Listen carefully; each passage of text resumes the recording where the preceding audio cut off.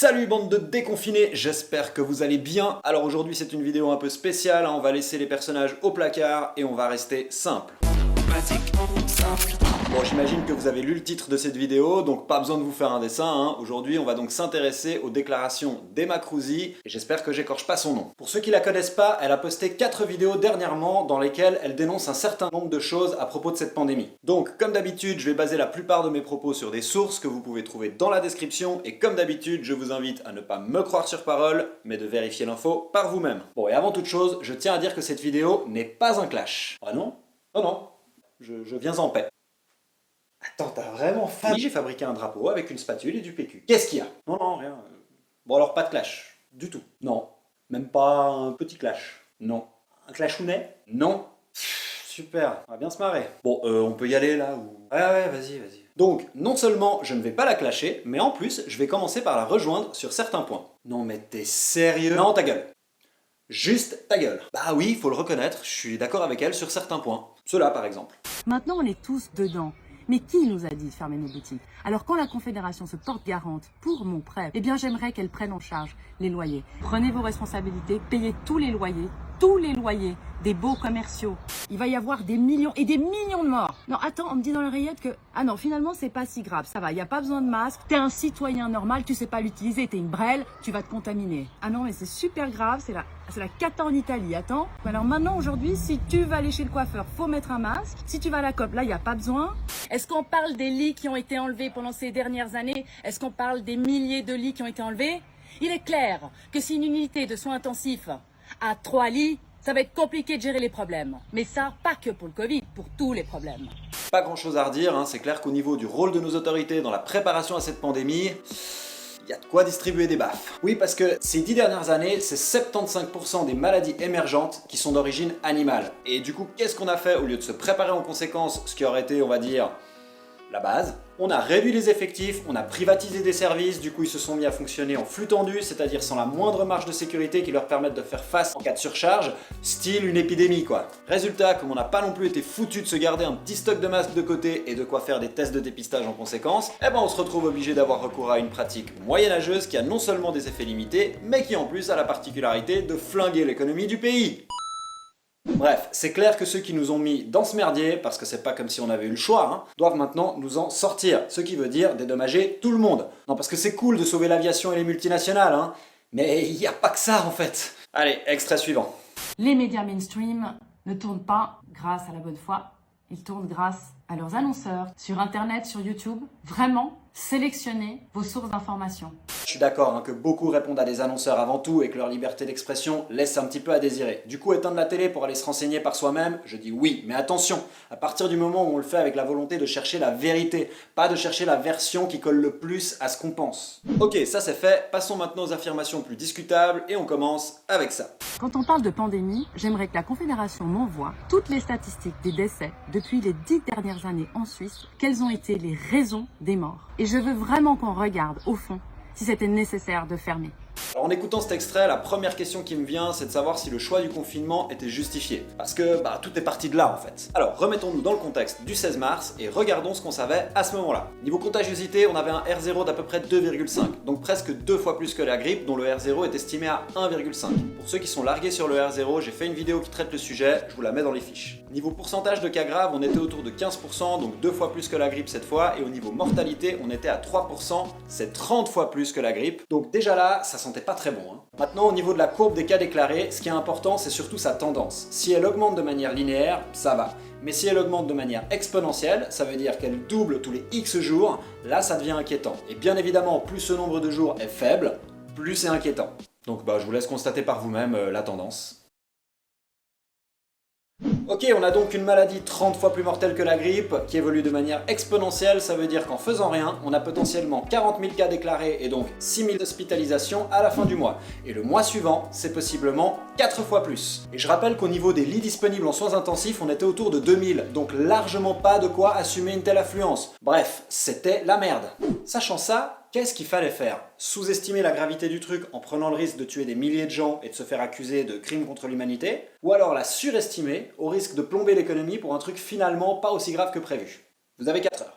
Ah, puis il y a un truc que je capte pas. Le but du confinement, c'était de prévenir une explosion de l'épidémie pour éviter un engorgement des services sanitaires. D'accord? C'était ça la théorie du truc. Du coup, le mot à retenir dans la phrase, c'est prévenir, dont le substantif est prévention. Oui, j'avais envie de mettre le mot substantif dans ma vidéo, fous-moi la paix. Or, le principe de la prévention, c'est justement de se prémunir contre le pire des scénarios possibles, tout en espérant que ce soit le moins pire des scénarios possibles qui se réalise. Du coup, je comprends pas trop qu'on puisse se plaindre du fait que le pire des scénarios envisagés ne se soit pas produit.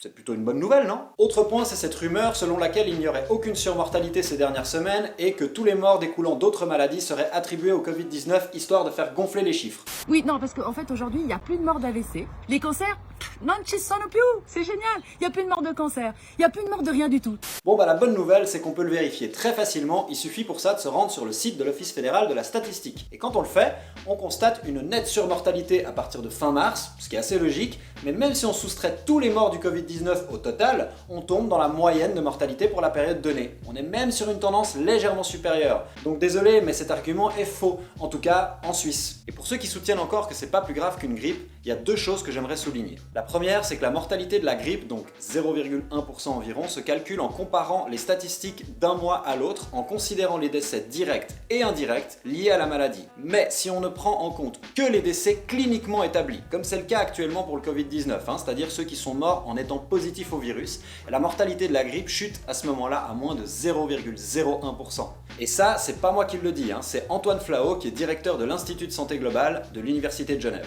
La deuxième chose, c'est que le R0 du Covid-19 est toujours d'environ 2,5 à l'heure où je vous parle. Donc même si on devait arriver à une mortalité similaire, sa contagiosité n'a quant à elle pas bougé d'un poil. Donc je pense pas que ces arguments soient les plus judicieux, quoi. Bon, ensuite il y a mention de 4 personnes dont on demande que les interviews soient diffusées à la télévision. Non, mais il faudrait savoir, on l'allume ou on l'éteint la télé?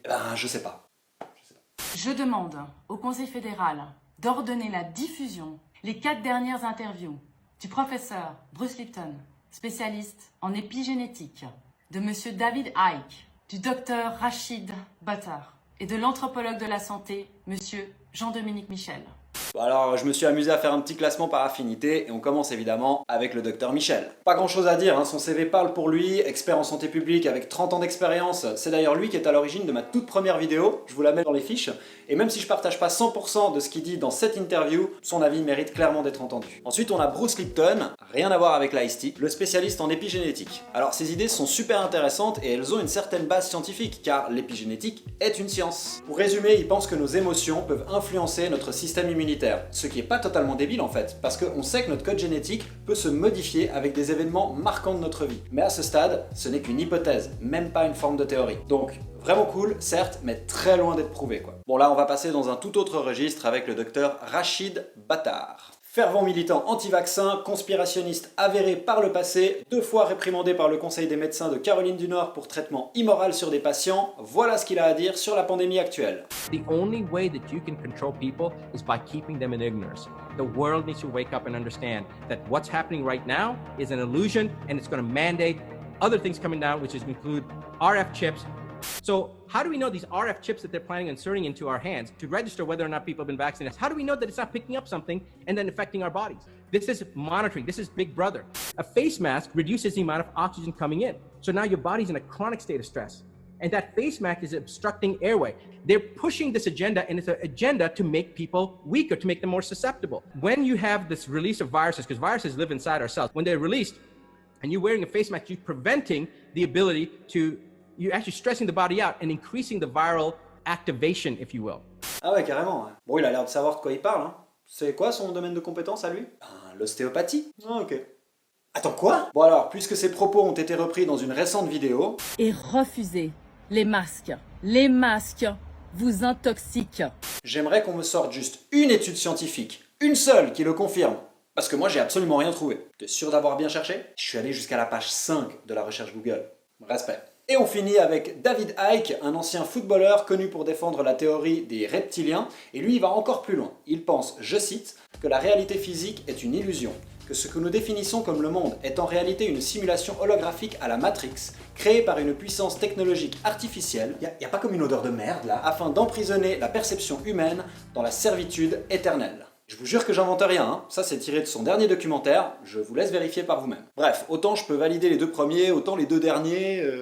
Attention, je n'affirme pas que ce qu'ils disent est faux, je me permettrai pas. D'autant plus que si on vit dans la matrice, il y a une petite chance que je sois Néo. Et ça, ce serait carrément trop méga la classe. Mais bon, j'ai aucune raison de penser que ce soit vrai, surtout qu'ils nous demandent quand même de faire appel à notre bon sens et à notre observation pour réaliser ce qui se passe et comprendre le monde dans lequel on vit. Et bon, je pense qu'il va me falloir un petit peu plus que mon sens de la déduction pour le réaliser. Par exemple, si vous deviez déterminer, je sais pas moi, tiens, si la Terre est plate ou ronde. T'es sûr que tu veux parler de ça là? Laisse-moi finir. Non, quand même, la Terre plate... Hein. Quelle serait votre conclusion en vous servant uniquement de vos yeux et de votre logique? Vous penseriez qu'elle est plate, n'est-ce pas? Et vous avez raison. Enfin non, vous avez tort. Mais dans ce cas-là, vous avez raison. Enfin bref, vous avez compris. Et oui, parce que rien dans ce qu'on peut observer ne nous permettrait de croire autre chose. Ce qui fait qu'on soit convaincu de sa... non-platitude va pour non-platitude. Ce qui fait qu'on soit convaincu de sa non-platitude, c'est les preuves scientifiques qui se sont accumulées siècle après siècle et qui se sont confirmées siècle après siècle. Parce qu'il faut quand même le faire, hein, d'imaginer qu'on vive sur une boule.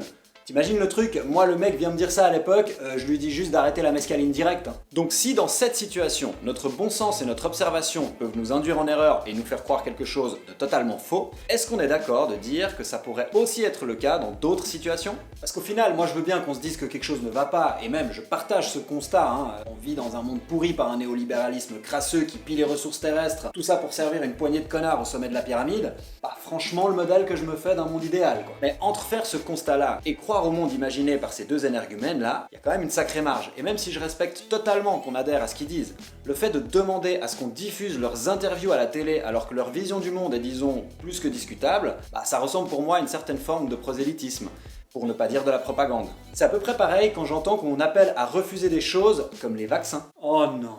Quoi? Dis-moi que tu vas pas parler des vaccins. Bah si, pourquoi? Ah ouais, donc t'as vraiment décidé de te faire déglinguer quoi. Non mais je m'en fous, de toute façon c'est bon pour le référencement. Bon, je ferai une vidéo sur le sujet parce qu'il y a vraiment beaucoup de choses à dire. En attendant, je vous recommande les vidéos que je vous ai mis dans les sources et aujourd'hui, je vais juste prendre un exemple pour montrer à quel point la manipulation peut aussi venir de ceux que certains considèrent comme des lanceurs d'alerte. Mon exemple, c'est celui d'Angelika Kögel, une mathématicienne qui a déclaré avoir collaboré avec un institut allemand méga reconnu, l'Institut Koch, lors d'une étude menée en 2003 sur plus de 13 000 enfants afin de déterminer les liens potentiels entre leur santé et les vaccins. Grosse étude, hein. Elle apparaît dans une émission en 2010 qui est souvent présentée comme étant la preuve irréfutable de la dangerosité des vaccins sur les enfants. Et si on s'arrête à cette vidéo, en fait, on peut arriver plus ou moins à la même conclusion parce qu'elle balance des graphiques, des chiffres qui viendraient tous de l'étude en plus et qui démontrent une toxicité avérée des vaccins sur les enfants. Bref, du super lourd.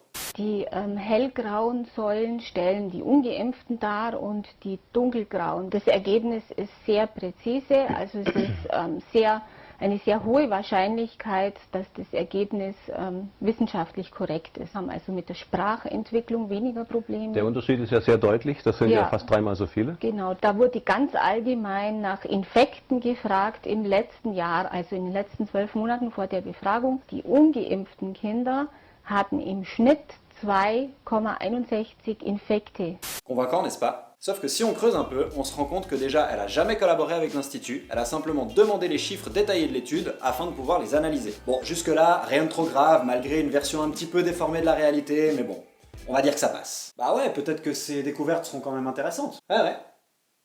Sauf que non en fait. Non seulement l'étude qu'elle cite n'arrive pas du tout aux conclusions qu'elle lui attribue, mais en plus, il s'est avéré qu'elle a soigneusement sélectionné certaines données pour ne faire apparaître que les cas où les enfants non vaccinés étaient dans un meilleur état de santé. En gros, elle a pris ce qui l'arrangeait pour pondre sa théorie et elle a laissé de côté tout le reste. Ce qui est sûr, c'est que cette étude ne conclut en tout cas pas à une dangerosité avérée des vaccins. Et pour une mathématicienne, ne pas voir ça, c'est soit la preuve qu'elle est pas si compétente que ça pour calculer, soit qu'elle se fout de notre gueule.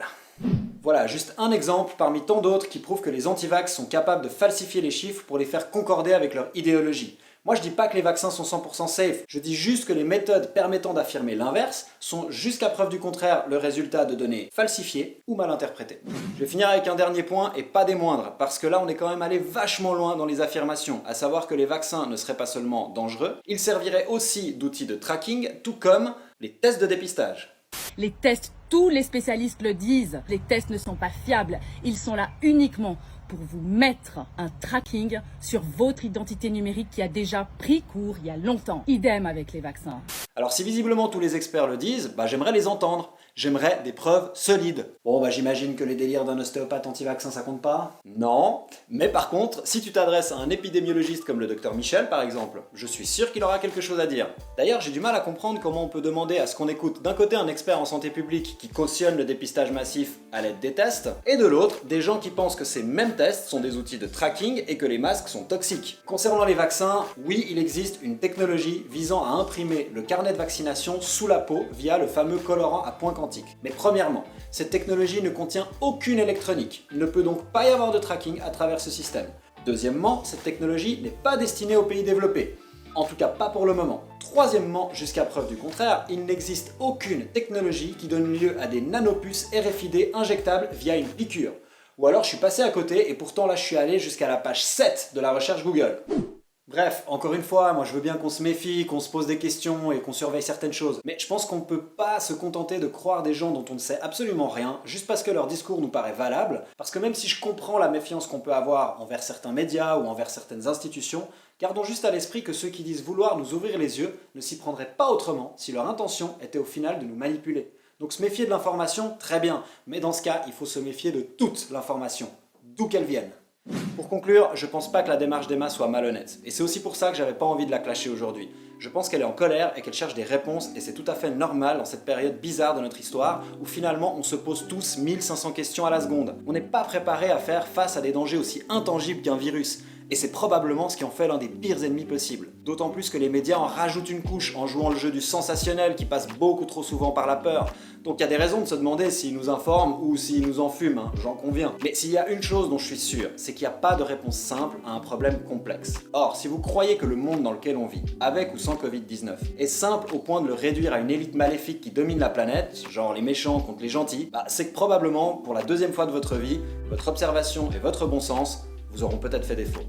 Voilà, j'espère que cette vidéo aura permis de faire la lumière sur certains points. Si c'est pas le cas, bah, c'est pas grave, j'aurais essayé. Si en revanche elle vous plaît et que vous voulez en voir d'autres, n'hésitez pas à vous abonner en cliquant sur la cloche, partagez la vidéo autour de vous, lâchez des pouces bleus, tout ça. Quant à moi, je vous dis à bientôt pour une nouvelle vidéo. D'ici là, portez-vous bien et soyez zététiciens.